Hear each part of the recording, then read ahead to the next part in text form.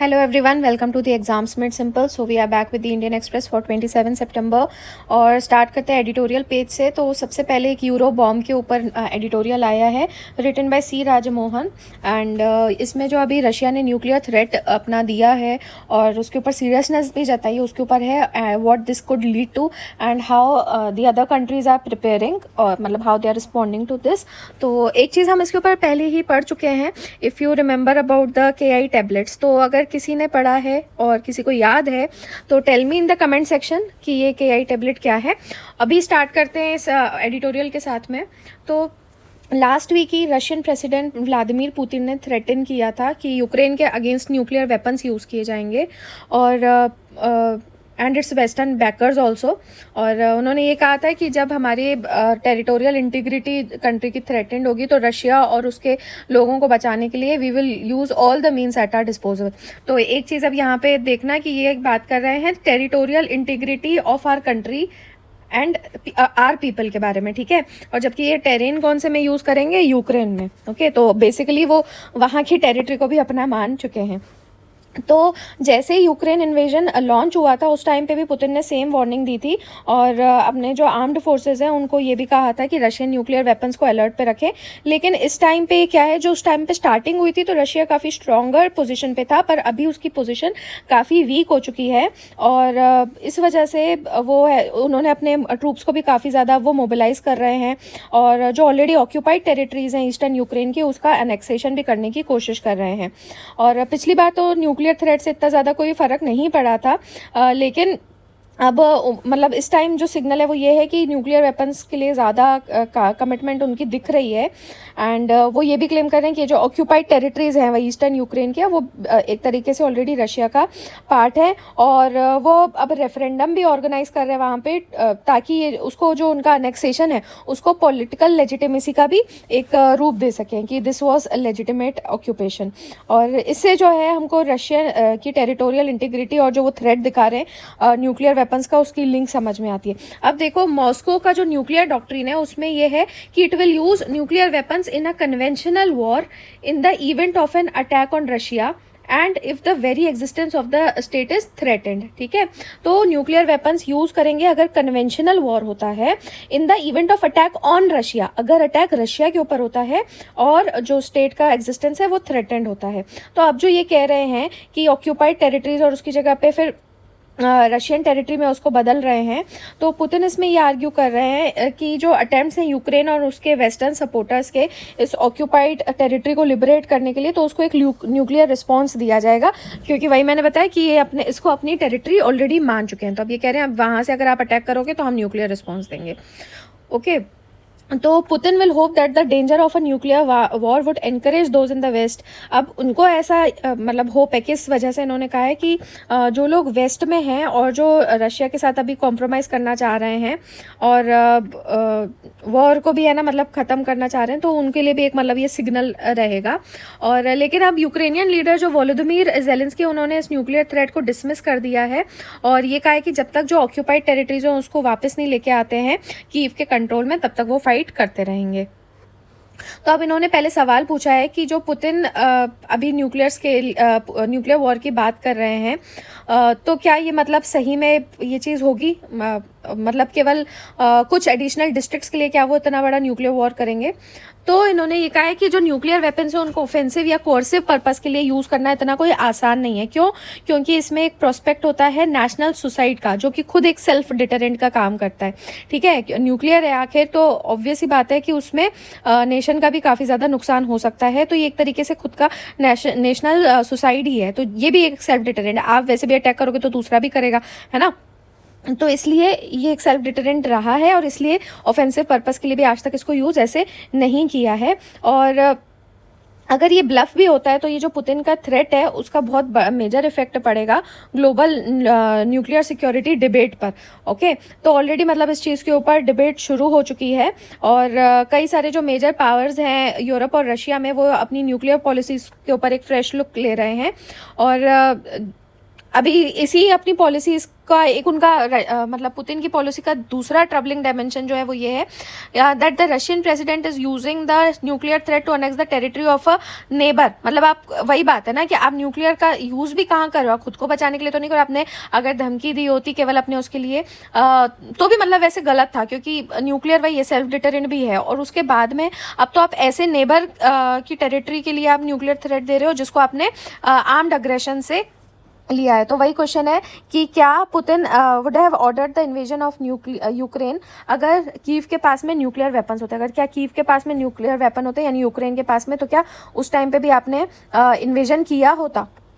तो अब ये कह रहे हैं यूक्रेन जो है उसको एक लार्ज न्यूक्लियर कॉम्प्लेक्स इनहेरिट हुआ है जब सोवियत यूनियन ब्रेक हुआ था 1991 में, लेकिन उसने अपने न्यूक्लियर वेपन्स को वॉलंटरीली गिव अप कर दिया था 1994 में in return for guarantees of its security. पर उन्होंने ये कहा था कि हमारी सिक्योरिटी बनी रहे, बाकी हम अपना न्यूक्लियर वेपन गिव अप कर रहे हैं। लेकिन इनके ये जो अश्योरेंसेज इनको दिए गए थे वो पूरी तरीके से वर्थलेस हो गए, क्योंकि यूक्रेन से 2014 में रशिया ने क्रीमिया को भी सीज कर लिया था। तो अब जो है ये कह रहे हैं कि कई सारे लोग यूक्रेन में इस चीज़ को रिग्रेट कर रहे होंगे कि क्यों न्यूक्लियर वेपन्स गिव अप कर दिए। तो अभी तो खैर एकदम से कुछ नहीं किया जा सकता है। तो ये एक यूक्रेन का डायमेंशन हो गया। दूसरा अभी ये कह रहे हैं मतलब रीलुक करने की बात है अभी, ठीक है, अपनी न्यूक्लियर पॉलिसीज़ के ऊपर। ये यूरोप की बात कर रहे हैं। तो यहाँ पे कहा है कि अगर पुतिन कंटिन्यू करते हैं अपना टेरिटोरियल एक्सपेंशन और साथ में न्यूक्लियर थ्रेट भी अगर रखते हैं तो यूरोप को भी काफ़ी नुकसान हो सकता है। और यूरोप जो है क्या उसको भी अपने न्यूक्लियर वेपन्स का डेवलपमेंट कंसिडर करना चाहिए। तो ये जो यूरोपियन न्यूक्लियर बॉम्ब का आइडिया ये ऑड लगता है, लेकिन अब देखो फ्रांस को छोड़ के बाकी सारे यूरोपियन यूनियन के जो मेंबर्स हैं उन्होंने अपने न्यूक्लियर वेपन्स को वॉलंटरली गिव अप कर दिया है और by signing the nuclear non proliferation treaty. ठीक है, तो नॉन प्रोलिफरेशन यानी कि न्यूक्लियर आर्सेनल को नहीं बढ़ाया जाएगा, उस चीज़ को मोटिवेट नहीं किया जाएगा। इसको साइन करके इन्होंने अपना पूरा गिव अप कर दिया है न्यूक्लियर आर्सेनल एक्सेप्ट फ्रांस। तो अभी तक जो था कि ईयू मेंबर्स यूएस के न्यूक्लियर अम्ब्रेला पे रिलाय कर रहे थे और इस अरेंजमेंट के तहत यूएस का न्यूक्लियर वेपन शेयरिंग अरेंजमेंट था 5 नेटो कंट्रीज के साथ, बेल्जियम, जर्मनी, इटली, नीदरलैंड्स और टर्की के साथ में था। यूरोपियन इन कंट्रीज के नाम याद रख लीजिए। अब क्या है कि पिछले कुछ सालों में नेटो भी स्ट्रेस में आ गया है और जैसे डोनाल्ड ट्रंप ने ये चैलेंज किया था कि अमेरिका जो है उसके प्रेमाइसेस यूरोप को प्रोटेक्ट कर रहे हैं और यूरोप मतलब मुफ्त में उसका अम्ब्रेला ले रहा है, अम्ब्रेला प्रोटेक्शन ले रहा है, लेकिन खुद रिलक्टेंस दिखा रहा है कि अपने डिफेंस के ऊपर खुद और खर्च नहीं करेगा। इसके अलावा ट्रम्प ने यह भी अक्यूज़ किया था कि यूरोपियंस जो हैं वो यूएस कमिटमेंट पे फ्री राइडिंग कर रहे हैं और एक तरफ यहाँ पे आप डिफेंस के ऊपर खर्च नहीं कर रहे हो और दूसरा रशिया के साथ में जाके कमर्शियल बिजनेस कर रहे हो। तो उस टाइम पे ट्रम्प ने थ्रेट दिया था कि वो नेटो से निकल जाएंगे, यानी यूएस जो है वो क्विट कर देगा, और जिसकी वजह से यूरोपियन स्टेट्स ऑलरेडी अपनी सिक्योरिटी पॉलिसीज़ को रीथिंक करने लगे थे और अपनी डिफेंस कैपेबिलिटीज़ को और ज़्यादा बढ़ाने के बारे में भी वो सोचने लगे थे and developing more strategic autonomy vis-a-vis the US. तो अब ये जो डिबेट है इसका एक एलिमेंट यही है कि क्या मतलब यूरोप अपने खुद के न्यूक्लियर वेपन भी डेवलप करेगा। तो सबसे आसान यहाँ पे ऑथर ने का तरीका तो यही होगा कि आप फ्रेंच न्यूक्लियर आर्सेनल जो है उसी का यूज़ करो और वही आपका यूरोपियन डिटरेंट का काम करेगा। और जो फ्रेंच प्रेसिडेंट इमैनुअल मैक्रोन उन्होंने ये चीज़ डिक्लेयर करी थी कि जो फ्रेंच न्यूक्लियर स्ट्रैटेजी है वो एक यूरोपियन डायमेंशन है। ठीक है, तो मतलब फ्रेंच न्यूक्लियर स्ट्रैटेजी को एक यूरोपियन डायमेंशन बोला था। ये बात है अर्ली 2020 की। वैसे मतलब इससे पहले ये होता आ रहा था कि फ्रेंच जो था अपना फ्रांस जो था वो अपना आर्सेनल अपनी सिक्योरिटी के लिए रख रहा था, लेकिन उन्होंने अब इसको एक यूरोपियन डायमेंशन कह दिया था। तो ये जो पूरा डिबेट चल रही है यूरो बॉम्ब को लेके, तो इसके ऊपर काफ़ी ट्रैक्शन आ रहा है और लेकिन इमीडिएट फोकस यही होना चाहिए कि नाटो अपनी न्यूक्लियर फोर्सेस को और स्ट्रेंथन करे और यूएस न्यूक्लियर अम्ब्रेला जो है उसको बूस्ट करने की कोशिश करे। और इसमें यह भी हो सकता है कि यूएस न्यूक्लियर वेपन्स अब डिप्लॉय किए जाएं यूरोप में और ज़्यादा शेयरिंग अरेंजमेंट्स हो जो कि और स्ट्रॉन्गर डिटरेंस का काम कर सकता है। तो एक जो मेन ऑब्जेक्टिव था पुतिन के इन्वेजन का यूक्रेन में वो था कि जो यूरोपियन जियोपॉलिटिक्स है अभी तक थोड़ा वेस्टर्न फेवर में थी, यूएस वगैरह के फेवर में थी, उसको रशिया के फेवर में लेके आना। लेकिन ये अभी तक की इनकी काफ़ी मिस कैलकुलेशंस रही हैं यूक्रेन में और जिसकी वजह से यूरोपियन सिक्योरिटी ऑर्डर में एक इनएविटेबल चेंज आएगा which would be a detriment to Russia. तो देखो अब इन्होंने ब्लफ तो भले अब हो भी सकता है कि कर दे, पर अगर ब्लफ है तो भी इतने टाइम में जाहिर सी बात है कि वो भी अपना आर्सेनल वगैरह अभी हम यहाँ पे डिस्कस कर रहे हैं, क्या पता वो 2-3 ऑलरेडी डिप्लॉय कर चुके हो, है ना। फ्रांस और यूएस से लेके। तो ये इसका रशिया का खुद का डिटरेंस, उसका खुद की डिफीट रहेगी। आगे deciding the rarest of rare, तो ये हम ऑलरेडी डिस्कस कर चुके हैं, डेथ पेनल्टी को लेके है। और अभी यहाँ पे देखते हैं टेकिंग फॉरवर्ड एब्स लेगेसी और आबेज लेगेसी। एंड शिंजो आबे जो है वो इंडिया के क्लोजेस्ट फ्रेंड थे इन जापान, एंड अभी कुछ महीने पहले उनका असैसिनेशन हो गया था। He was instrumental. अब ये यहाँ पे देखो उनका क्या रोल रहा था इंडिया जापान की रिलेशनशिप में, ये क्वेश्चन है ना डायरेक्ट आपसे पूछा जा सकता है ना। Because of his death and because of his Abenomics and his policies with India, his relation जिस तरीके से बूस्ट किया था इंडिया के साथ, तो उन सबको लेके आपसे क्वेश्चन पूछा जा सकता है। तो ये एडिटोरियल जो है काफ़ी ज़्यादा इंपॉर्टेंट है। Abe was instrumental in energizing like-minded powerful countries for free and open Indo-Pacific। तो सबसे पहले तो ये एक फ्री और ओपन इंडो पैसिफिक के फेवर में थे। इससे भी इनकी पॉलिसीज इसी के थ्रू डिज़ाइन हुई थी।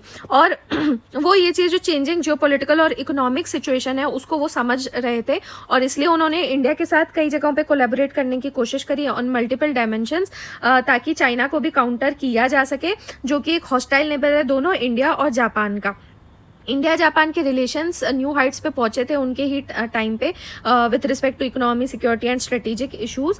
और जब उन्होंने ऑफिस छोड़ा था तो उस टाइम पे भी लेकिन रिलेशंस जो हैं वो और अच्छे ही बेहतर ही हुए थे, मतलब अच्छे ही चले हैं। Japan being led by prime minister Fumio Kishida, जो कि आबे की पार्टी को ही लीड करते हैं, that is liberal democratic party. Please party का नाम भी याद रखिएगा, शिंजो आबे कौन सी पार्टी थे, है ना।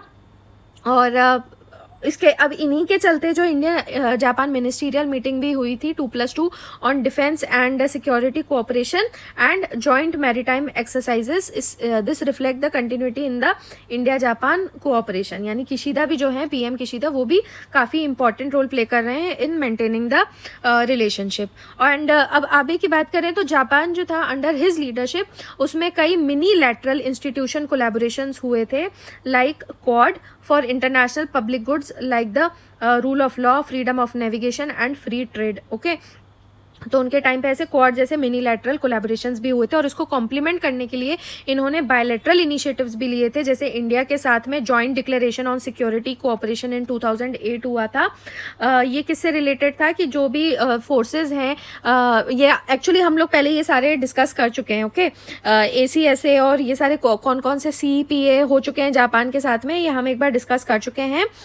तो if you remember you can tell in the comment section also. मैं आपको ब्रीफली बस बता दूं कि ये जैसे था, ये जो तीनों मेजर डिफेंस सर्विसेज हैं उनके कोऑपरेशन के लिए था, and also on coastal guards, right. और acquisition and cross servicing agreement जो हुआ था, ये था मेनली कि एक दूसरे की जो नेवीज़ हैं, जो सर्विसेज हैं, उनको ये सपोर्ट और आप सप्लाईज वगैरह दोगे, मतलब एट द मेजर पोर्ट्स, तो उसके लिए क्रॉस सर्विसिंग के लिए ये अग्रीमेंट हुआ था 2020 में। Then India Japan economic relations have also been going from strength to strength। जो इकोनॉमिक रिलेशनशिप्स थी ये 2006 में खासकर शुरू हुई थी स्पेशल इकोनॉमिक पार्टनरशिप इनिशिएटिव के साथ, सेपी। और इसका फोकस जो मेनली था वो था Japanese collaboration in developing Delhi Mumbai industrial corridor. तो याद रखना, CEPA 2006 Delhi Mumbai industrial corridor, और इसके अलावा special economic zones, warehousing zones etcetera, इसमें जापान के कोलैबोरेशन के लिए ये इनिशिएटिव था। और उसके बाद में 2012 में जब मिनिस्ट्रियल लेवल का इकोनॉमिक डायलॉग हुआ तो ये और एक्सेलरेट हुआ है। एंड इंडिया जो है वो largest recipient of Japanese official development assistance, ODA। तो जापानीज ODA जो है वो काफ़ी जगहों पे हम लोग को मतलब सपोर्ट कर रहे हैं, असिस्ट कर रहे हैं through Zika and JBIC, that is Japan international cooperation agency and the Japan bank for international cooperation. और बहुत ही कम इंटरेस्ट रेट पे वो इंफ्रास्ट्रक्चर प्रोजेक्ट्स जो कि रिलेटेड हैं transport, telecommunication, power, Yamuna action plan and infrastructure development in north east. Please remember all these things, this is very important. Okay, और ये assistance और एक्सेलरेट हुआ था फॉलोइंग जापान अनाउंसमेंट। 2016 में इन्होंने ये भी अनाउंसमेंट कर दिया था कि ये हेल्प करेंगे इंडिया को इन building critical infrastructure and address social and environmental issues caused by rapid growth. तो रैपिड ग्रोथ होने की वजह से जो सोशल इश्यूज, एनवायरमेंटल इश्यूज होते हैं उसमें भी ये सपोर्ट करेंगे। 2016 में इन्होंने एश्योरेंस दिया था, और साथ में क्रिटिकल इंफ्रास्ट्रक्चर में भी इन्वेस्ट करेंगे। अब इंडिया का अगर देखा जाए तो ये एक इंफ्रास्ट्रक्चर डेफिसिट कंट्री है, और अभी जो प्रोग्राम्स हैं जैसे मेक इन इंडिया, आत्मनिर्भर भारत, जिससे प्रोडक्टिविटी लेड ग्रोथ है तो होती है, तो ये बहुत ज़्यादा इंपॉर्टेंट है। और इंडिया के पास में वैसे भी काफ़ी मतलब रिसोर्सेज हैं, और उसने ऑलरेडी पिछले 5 साल में अगर देखा जाए तो 3.5 ट्रिलियन येन ऑलरेडी इन्वेस्ट कर दिया है। और अभी पीएम किशिदा ने भी अनाउंस किया है कि अगले 5 साल में वो 5 ट्रिलियन येन भी इन्वेस्ट करेंगे। कुछ इंपॉर्टेंट प्रोजेक्ट जो कि अभी जापान सपोर्ट कर रहा है वो हैं जैसे दिल्ली मेट्रो हो गया, then dedicated freight corridor western project 2, then Chennai metro rail, okay. And MOU भी हुआ है जापानीज सुजुकी मोटर कॉरपोरेशन और गुजरात के बीच में to develop electric vehicle manufacturing. And ये 10,000 करोड़ का MOU है, ठीक है, इलेक्ट्रिक व्हीकल मैन्युफैक्चरिंग और बैटरी मैन्युफैक्चरिंग प्लांट के लिए। तो ये भी जो एक स्टेप है, ये इंपॉर्टेंट स्टेप है टुवर्ड्स कार्बन न्यूट्रलिटी। तो आप देख रहे हैं कि वो ना केवल मतलब अपना डेवलपमेंट और अपना या यहाँ इंडिया का केवल इकोनॉमिक डेवलपमेंट देख रहे हैं, but they are also looking after the social and environmental issues and also carbon neutrality. कुछ प्रोजेक्ट्स जिनका वाइडर इम्प्लीकेशन होगा फॉर द एनवायरनमेंट, जैसे कि सी वाटर डिसैलिनेशन प्रोजेक्ट है गुजरात में, और सोलर प्रोजेक्ट है राजस्थान में, and gas fired power project है महाराष्ट्र में। तो ये सारे प्रोजेक्ट्स भी देखो मतलब ये अंडरटेक कर रहे हैं। अब जापान जो है ये 5th लार्जेस्ट सोर्स है FDI का इंडिया में, और जितना हमारे पास FDI आता है उसका 6.5% करीब जापान से आता है। और जैसे वैसे ज़्यादा बहुत ज़्यादा नहीं है, और इससे कई ज़्यादा वो जापानीज FDI चाइना में जाता है, और वो भी ऑटोमोबाइल सेक्टर में जाता है। तो जापानीज फर्म्स जो हैं वो अभी तक तो वैसे चाइना और साउथ ईस्ट एशिया में ज़्यादा थे, बट अब वो डाइवर्सिफाई कर रहे हैं अपनी मैन्युफैक्चरिंग बेस को और सप्लाई चेन्स को, और अब वो इंडिया को भी इस चीज़ में इंक्लूड कर रहे हैं, ओके। और खासकर अब जो जापानीज इन्वेस्टमेंट है वो किस में आ रहा है, automobile, telecommunications, electrical equipment, insurance, chemical and pharmaceutical sectors, okay. ये FDI की बात कर रहे हैं। इसके अलावा भी ऑथर कह रहे हैं कि देयर आर एम्पल अपॉर्चुनिटीज इनके इन्वेस्टमेंट के लिए, और अब हमने जो है डिफेंस इंडस्ट्री को भी हमारे ओपन अप कर दिया है, और हम स्पेस, साइबर टेक्नोलॉजी और आर्टिफिशियल इंटेलिजेंस में भी कोऑपरेशन और इन्वेस्टमेंट देख रहे हैं। और इंडिया जो है वो हाईली स्किल्ड यहाँ का मैन पावर है, और जापान में वही रिसोर्सेज और टेक्नोलॉजी है। और India Japan cooperation on digital partnership, जिसका फोकस रहेगा next generation technologies such as IoT and artificial intelligence, ये वेलकम स्टेप है, ठीक है। तो ये भी याद रखना, कोऑपरेशन ऑन डिजिटल पार्टनरशिप, और autonomous military system, cloud computing, quantum information, तो ये भी काफ़ी पोटेंशियल और अपॉर्चुनिटीज़ वाले एरियाज हैं जहाँ पे वो इन्वेस्ट कर सकते हैं, ओके। एंड इंडिया जापान के इकोनॉमिक रिलेशनशिप्स खासकर ट्रेड में अभी अपने पोटेंशियल से थोड़ा कम ही है। हालांकि इंडिया ने CEPA साइन किया था, ये वही है comprehensive economic partnership agreement Japan के साथ 2011 में, और जापान जो है वो इंडिया का 13th लार्जेस्ट ट्रेडिंग पार्टनर है, यानी थोड़ा काफ़ी पीछे है। तो और ट्रेड बैलेंस जो है वो हमेशा जापान के फेवर में रहा है, क्योंकि इंडिया जो है वो उसको काफ़ी अच्छा मार्केट प्रोवाइड करता है, और साथ में स्टेबल वर्कफोर्स भी प्रोवाइड करता है। So I will lay the foundation for India Japan relationship. तो अब टाइम ये है कि उनकी लेगेसी को और आगे ले जाया जाए, ओके। एक्सप्लेन सेक्शन में आते हैं। तो आज कम्युनिटीज और लैंग्वेज से रिलेटेड काफ़ी कुछ आया है। तो पहला है दिस वर्ड मीन्स सुरजापुरी और बज्जिका। तो ये क्या है, पहले तो न्यूज़ देख लेते हैं। बिहार के CM जो है उन्होंने अभी स्टेट एजुकेशन डिपार्टमेंट को कहा है कि अकेडमी सेटअप की जाए for the promotion of Surjapuri and Bajjika dialects on the lines of Hindi and Urdu academies. तो सुरजिका और बज्जिका क्या है, ये बेसिकली बिहार की डायलेक्ट्स हैं, ओके। और इसको अब वहाँ की गवर्नमेंट, बिहार की गवर्नमेंट प्रमोट कर रही है। तो सुरजापुरी जो है वो मेनली बोली जाती है किशनगंज में, और जो सीमांचल के पार्ट्स हो गए जैसे नॉर्थ ईस्टर्न बिहार में districts of Katihar, Purnia and Araria. और ये जो डायलेक्ट है it is a mix of Bangla, Urdu, Hindi, और ये साथ के वेस्ट बंगाल के पार्ट्स में भी बोली जाती है। वहाँ पे सुरजापुर परगना था, वहाँ से इसका नाम है, पर ये परगना अब एग्जिस्ट नहीं करता है, ओके। तो ये वाला जो एरिया है ना, ये बिहार का मैप है, तो इसका ये वाला एरिया नॉर्थ ईस्ट साइड वाला एरिया जो है यहाँ पे सुरजापुरी बोली जाती है। तो सुरजापुरी का किसी रिलीजन से ऐसे कोई लेना देना ऐसे नहीं है, लेकिन फिर भी ज़्यादातर जो स्पीकर्स हैं वो सुरजापुरी मुस्लिम्स हैं, जो ज़्यादातर किशनगंज में रहते हैं, जहाँ पे 70% लगभग मुस्लिम पॉपुलेशन है। बज्जिका जो है वो वन ऑफ द 5 डायलेक्ट्स है बिहार की, और ये मिक्स है भोजपुरी और मैथिली की, और इसको कहा जाता है Vaishali, Muzaffarpur, parts of Sitamarhi, Sheohar and Samastipur में।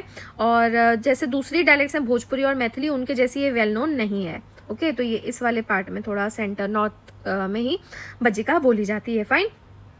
तो अब इसको प्रमोट करने का रीज़न क्या है, वहाँ पे 8 अकेडमीज़ हैं ऑलरेडी, या फिर फंक्शनिंग ऑर्गेनाइजेशन कह लें, हिंदू, उर्दू, भोजपुरी, मैथिली, अंगिका, मगही, बंगला और साउथ इंडियन लैंग्वेजेस के लिए। और गवर्नमेंट ने का जो डिसीजन है वो यही है कि 2 डायलेक्ट्स छूटी हुई थी तो उसको भी इंक्लूड किया जाए, और खासकर लिटरेरी राइटिंग और ज़्यादा रिसर्च इस डायलेक्ट्स में बढ़ाने के लिए है। लेकिन अब यहाँ पे इन्होंने कहा है कि देखो पॉलिटिकल रीज़न भी हो सकता है, और अभी लालू प्रसाद से उन्होंने हाथ मिला लिए हैं, और उनको वैसे वहाँ से सीमांचल रीजन से काफ़ी ज़्यादा वोट्स मिलते थे, तो वो भी अब इनके फेवर में आ जाएंगे। तो बज्जिका अकेडमी सेटअप करना एक सिंबॉलिक स्टेप हो सकता है, बट ये जो उनका ग्रैंड अलायंस अभी बन रहा है उसमें नीतीश की काफ़ी हेल्प करेगा। ओके, ये पॉलिटिकल था लास्ट में थोड़ा, बट ओके आपको थोड़ा सा आइडिया मिल जाएगा। नाउ अगेन पॉलिटिकली रिलेटेड है, but we will see about Kurmis. Okay, तो कुर्मीज जो हैं वो एक ये भी कम्युनिटी है बिहार की, और ये स्मॉलर कम्युनिटी है देन यादव्स, और वैसे उनके बहुत ज़्यादा कॉर्डियल रिलेशनशिप्स नहीं थे, और लेकिन अभी कुछ टाइम से कुर्मीज़ की पॉलिटिकल एस्पिरेशंस बढ़ रही हैं। वैसे ये जो कम्युनिटी है ये एक लैंड ओनिंग फार्मिंग कम्युनिटी है, जिनका स्टेटस जगह से जगह पे चेंज होता है। तो लैंड ओनिंग फार्मिंग मतलब खुद इनके पास में ज़मीनें रहती हैं। तो एक पीपल ऑफ इंडिया सीरीज़ है by K S. Singh, edited by K S. Singh. तो उसमें कुर्मीज़ को कहा गया है एज प्रोग्रेसिव फार्मर्स, जो कि सबसे ज़्यादा बेनिफिट्स उठाते हैं जितनी भी डेवलपमेंट स्कीम्स अवेलेबल रहती हैं इन दी एरिया एंड रीजन। तो सारी स्कीम्स का सबसे ज़्यादा फ़ायदा उठाने वाली कम्युनिटी है। एंड यादव्स की जैसे सरनेम यादव ही रहती है, तो ये लेकिन कई सारी सरनेम यूज़ करते हैं, जैसे पटेल, वर्मा, सचन, गंगवार, कटियार, बैसवार, जयसवार, महतो, सिंह, सिन्हा, प्रधान। तो आप यहाँ से पढ़ सकते हैं। ओके, कुंबी, पाटीदार, पाटिल, कई सारी हैं। ओके, और कुछ लेकिन कुर्मी सरनेम्स जो है ये दूसरी कम्युनिटी भी यूज़ करती हैं, इसलिए आप केवल नाम से कुर्मी को आइडेंटिफाई नहीं कर सकते हैं। और ये कई सारे स्टेट्स में जैसे UP, Bihar, Orissa, Maharashtra, Chhattisgarh, MP, West Bengal, Jharkhand. Okay, और जैसे बिहार के सीएम कुर्मी है उसी तरीके से छत्तीसगढ़ के जो सीएम है वो भी Bhupesh Baghel is also Kurmi. Caste status यदि देखें तो वो ओबीसीज को बिलोंग करते हैं ज़्यादातर स्टेट्स में, और दोनों सेंट्रल और स्टेट लिस्ट ऑफ रिजर्वेशंस में आते हैं। गुजरात में जो पटेल्स हैं वो भी कुर्मी से लिंक्ड है, लेकिन वो जनरल कैटेगरी में, और वो भी यही डिमांड कर रहे हैं कि उनको ओबीसी स्टेटस दिया जाए। और वेस्ट बंगाल, उड़ीसा और झारखंड में Kurmi is written as Kurmi, और and Kurmis want to be included among STs. तो इन स्टेट्स में कहाँ कहाँ बताया, वेस्ट बंगाल, झारखंड एंड उड़ीसा, यहाँ पे ये चाहते हैं कि इनको शेड्यूल ट्राइब्स में इंक्लूड किया जाए। ठीक है, तो रीजन टू रीजन इनका स्टेटस जो है अलग अलग है ना। गुजरात में बीइंग पटेल वो जनरल है, लेकिन ओबीसी में आना चाहते हैं। अब है ना, अगर इनका रिप्रेजेंटेशन देखें गवर्नमेंट में तो कोई प्रॉपर डेटा अवेलेबल नहीं है, लेकिन 2018 में जस्टिस जी रोहनी कमीशन जो बनाई गई थी ओबीसी को सब कैटेगराइज करने के लिए, तो उन्होंने 1.3 lakh central jobs, this issue was also discussed I suppose in an editorial I think 2 or 3 months back. और आप मतलब अभी आप सर्च कर सकते हैं, तो आप एक बार जी रोहिणी कमीशन के बारे में पढ़ लीजिएगा। तो इन्होंने करीब 1.25 लाख सेंट्रल जॉब्स का डेटा एनालाइज किया है, जो कि ओबीसी कोटा में दी गई थी ओवर द प्रीसीडिंग 5 years। और जो ओबीसी एडमिशन्स हुए हैं सेंट्रल हायर एजुकेशन इंस्टीट्यूट्स में, वो वाला डेटा भी देखा है, जो मेन यूनिवर्सिटीज़ है, 3 साल का उसमें डेटा देखा। और उसमें इन्होंने पाया है कि जो मेन बेनिफिशियरीज थे वो थे यादव्स, कुर्मीज एंड जाट्स। तो जाट्स कहाँ के, राजस्थान के, except in Bharatpur and Dholpur districts, and Sainis, Thevars, Ezhavas and Vokkaligas. तो इन मतलब ज़्यादातर इन्हीं का ही पाया गया है। ओके, तो यादव्स का वैसे जो था काफ़ी सिग्निफिकेंट रिप्रेजेंटेशन रहा है सिक्योरिटी फोर्सेस और पुलिस में। कुर्मीज जो हैं उनका सिविल सर्विसेज में काफ़ी रिप्रेजेंटेशन रहा है, एंड खासकर जो यूपी बिहार के हैं, और इसके अलावा मेडिकल कॉलेजेस और यूनिवर्सिटीज़ में भी। फाइन, इसमें बस यही था, आगे फिर पॉलिटिकल है, हम उसमें नहीं जाएंगे। Last will see about Dawoodi Bohras and excommunication. ये क्या प्रैक्टिस है और सुप्रीम कोर्ट में ये कैसे खत्म हुई थी, और ये अभी फिर से बात क्यों आ रही। तो सुप्रीम कोर्ट ने अभी एक्चुअली पिछले ट्यूसडे ये कहा है कि वो इस चीज़ को एग्जामाइन करेंगे कि क्या प्रैक्टिस ऑफ एक्स कम्युनिकेशन है उसको कंटिन्यू किया जा सकता है दाऊदी बोहरा कम्युनिटी में या फिर नहीं। तो दाऊदी बोहराज क्या होते हैं, ये मेंबर्स हैं मुस्लिम कम्युनिटी के ऑफ द शिया सेक्ट, और इनके जो लीडर हैं उनको अल दाई अल मुतलक कहा जाता है। और 400 साल से जो इनके लीडर हैं वो इंडिया में ही बेस्ड रहे हैं, और अभी जो इनके लीडर हैं 53rd his holiness doctor Syedna Mufaddal Saifuddin. और कम्युनिटी की population as per their members only करीब 1 मिलियन है स्प्रेड अक्रॉस द वर्ल्ड। और कम्युनिटी जो है ये रिकग्नाइज करती है कि जो लीडर होता है उसके पास में ये हक है कि वो मेंबर्स को एक्सकम्युनिकेट कर सकते हैं। लेकिन पहले सुप्रीम कोर्ट में एक बार केस हो चुका है 1962 में कि ये जो पावर है ये बहुत एब्सोल्यूट या आर्बिट्ररी नहीं है। ओके, तो क्या सबमिट किया गया था कोर्ट में कि एक्सेप्ट मतलब कुछ सर्कमस्टेंसेस को छोड़ के जो एक्सपल्शन होता है कम्युनिटी का वो तभी हो सकता है जब एक मीटिंग हो जमात की, उसके बाद में फिर जो इंसान है उसको प्रॉपर वार्निंग दी जाती है कि उसके अगेंस्ट क्या कंप्लेंट आई है, उसका क्या फॉल्ट रहा है, फिर उसको एक अपॉर्चुनिटी दी जाती है उसको ठीक करने की, और फिर फिर उसके बाद में एक पब्लिक स्टेटमेंट भी दिया जाता है कि इसको क्यों एक्सपेल किया जा रहा है कम्युनिटी से। और the result of excommunication properly and legally effected involves exclusion from the exercise of religious rights। तो जब आपको लीगली और सही तरीके से एक्सकम्युनिकेट किया जाता है तो आपको रिलीजियस राइट्स की एक्सरसाइज करने से भी एक्सक्लूड कर दिया जाता है ऐसी जगहों पे जो कि आती है under the trusteeship of the दायुल मुस्तलक, यानी वही उनके लीडर के अंडर आती है। तो एक्सकम्युनिकेट होने का मतलब क्या है कि जो मेंबर है वो उस कम्युनिटी के मॉस्क में वर्शिप नहीं कर सकता है या फिर वहाँ की जो सिमेट्रीज में है वहाँ पे उनको बैरी नहीं किया जा सकता है। एंड एक्स कम्युनिकेटेड मेंबर्स अभी तक ऐसे भी रहे हैं जो कि पहले लीडर भी रह चुके हैं। अब एक आया था Bombay prevention of x communication act 1949। तो ये आया था 1 नवंबर 1949 को, ताकि ये जो एक्स कम्युनिकेशन की प्रैक्टिस है उसको बंद किया जा सके। और इसमें कहा गया था कि इस प्रैक्टिस की वजह से जो लेजिटिमेट राइट्स होते हैं वो डिप्राइव हो जाते हैं, और इसके अलावा जो प्रिविलेजेस होते हैं मेंबर्स के वो भी चले जाते हैं। और ये मतलब बदलते वक्त और पब्लिक इंटरेस्ट को देख के एक्स कम्युनिकेशन की प्रैक्टिस को बंद किया गया था। और इस एक्ट ने ये डिफाइन किया था कि x communication is expulsion of a member from any community जिसका वो मेंबर है, वहां से उसके राइट्स और प्रिविलेजेस को खत्म कर देना, और जो कि वैसे उनको मिलने चाहिए थे by suit of civil nature which are legally enforceable by suit of civil nature. तो ये चीज एक्सपल्शन में आती। तो एक तरीके से इन्होंने फिर इसको मना कर दिया था कि ये चीज नहीं होनी चाहिए, और इन्होंने इनवैलिड कर दिया था कि किसी भी कम्युनिटी का एक्स कम्युनिकेशन मतलब कोई भी लॉ कस्टम या यूजेज हो वहाँ पे, तो उससे अगर कोई किसी का पता चलता है तो 1000 का फाइन लगेगा। और उसके बाद में फिर क्या हुआ था, इस एक्ट के बाद में दाऊदी बोरा कम्युनिटी ने एक सूट फाइल किया था, और उसमें मतलब इन्होंने उसके बाद सुप्रीम कोर्ट ने अपना जजमेंट दिया था। तो क्या हुआ था कि इस एक्ट को 51st लीडर जो थे सरदार सैयदना ताहिर सैफुद्दीन साहब, उन्होंने चैलेंज किया था और ये कहा था कि ये जो एक्ट है ये आर्टिकल 25 और आर्टिकल 26 को वायलेट करता है। आर्टिकल 25 क्या कहता है कि आपके पास फ्रीडम ऑफ कंसाइंस है and free profession practice and propagation of religion. आपके पास में फ्रीडम है कि आप अपने रिलीजन को अपने हिसाब से प्रोफेस कर सकते हो, प्रैक्टिस कर सकते हो, प्रोपगेट कर सकते हो। और आर्टिकल 26 कहता है कि आप अपने रिलीजियस अफेयर्स खुद मैनेज कर सकते हो। तो अब इन्होंने ये कहा था कि ये जो एक्स कम्युनिकेशन का पावर है वैसे दाऊदी बोरा लीडर के पास में, ये उनके मैनेजमेंट ऑफ अफेयर्स में ही आता है। तो आप एक तरीके से उनका ये अधिकार जो ये आर्टिकल 25-26 में है या आप उसको छीन रहे हो। और इन्होंने ये क्लेम किया था कि जो प्रैक्टिस है ये असेंशियल है। एंड जो अपोज कर रहे थे वो भी बोले थे कि कुरान, उन्होंने वैसे कहा था कुरान इसको परमिट नहीं करता है और ये इस्लाम की स्पिरिट के अगेंस्ट है। तो फिर फाइनली सुप्रीम कोर्ट ने 1962 में ये कहा था कि जो दाई की पोजीशन है वो एक इसेंशियल पार्ट है उस क्रीड का, दाऊदी बोरास की जो मतलब क्रीड है, कम्युनिटी है, उसका एक इसेंशियल पार्ट है। और ये जो एक्सकम्युनिकेट करने का इनके पास में पावर है वो बेसिकली डिसिप्लिन इन्फोर्स करने के लिए है, और जो वो मतलब एक तरीके से डिनोमिनेट करते हैं तो उस डिनोमिनेशन को प्रिजर्व करने के लिए और ये पनिश करने के लिए नहीं है।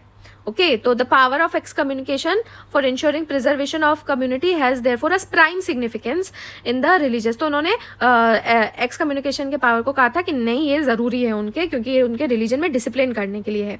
अब लेकिन प्ली क्या आई है कि ये जो प्रैक्टिस है उस टाइम पे कॉन्स्टिट्यूशन बेंच ने इसको प्रोटेक्ट किया था, तो क्या इसको अभी भी कंटिन्यू करना चाहिए। तो एक्स कम्युनिकेशन एक्ट जो है उसके बाद में तो तब तो रिपील हो गया था, और इसके बाद में एक Maharashtra protection of people from social boycott act आया था 2016 में।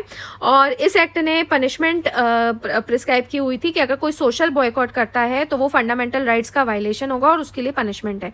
तो ये एक्ट क्या है, इसको इनेक्ट किया गया था to provide for inhibition of the inhuman practice. जो सोशल बॉयकॉट की इनह्यूमन प्रैक्टिस है उसको प्रोहिबिट करने के लिए था, और ये कहा था कि ये जो सोशल बॉयकॉट होता है it is a violation of fundamental rights. और इस एक्ट ने 16 तरीके के सोशल बॉयकॉट की बात की है, including preventing members from accessing community halls, burial ground and religious places, ये सब सोशल बॉयकॉट में आएगा।